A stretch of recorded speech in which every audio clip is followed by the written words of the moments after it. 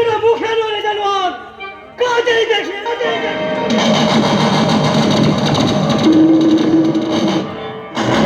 দেখবে আমার ক্ষমতা কতখানি। অনেকটা, আর সেটা মৃত্যুর দ্বার পর্যন্ত।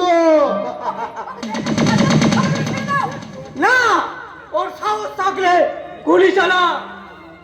সাহস সাহস আমার বরাবর একটু বেশি, তবু সেই সাহসের পরিচয় আমি এখানে দেব না। হ্যাঁ, প্রাণে বাঁচতে চাইলে চলে যাওয়াটাই বুদ্ধিমানের কাজ। এই মুখ সামনে কথা বলো। তোকে আমি এক্ষুনি শেষ করে দিতে পারতাম, কিন্তু আজ তোকে দয়া করে ছেড়ে দিলাম। Yes! আজ তোকে মেরে এখানে একটা ক্যান্ডেল সৃষ্টি করলে এই সুন্দরীকে আমি আর পাবো না। তাই তাই সেই চাওয়া আগামী দিনের জন্য জমা রইল। চলি চলি সুন্দরী, বাই বাই। এরকম নামকরণ করলে চলে? যা দিনকাল পড়েছে।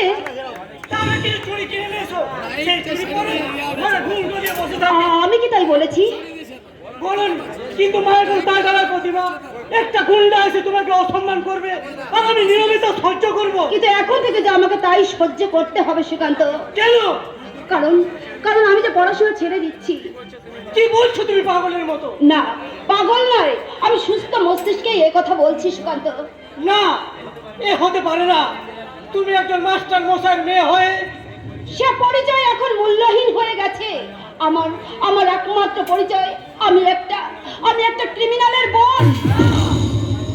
হ্যাঁ, তাই তাই আমার আত্মীয় স্বজন বন্ধু বান্ধব সবাই যে আমাকে ঘৃণা করতে শুরু করেছে সুকান্ত। না প্রতিভা, এবার থেকে তুমি আমাকে ঘৃণা করতে শুরু করো। কারণ কারণ একটা পবিত্র ভালোবাসার কোনো অধিকার থাকতে পারে না। না প্রতিভা, না, পবিত্র ভালোবাসায় সবার সমান অধিকার।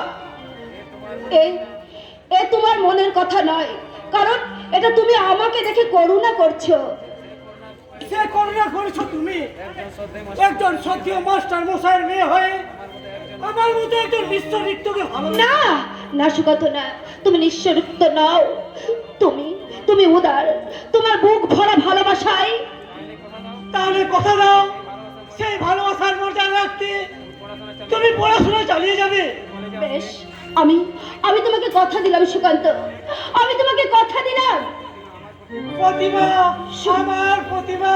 সুকান্ত, কি করে বলবো তোমার আমি ভালোবাসি, কি করে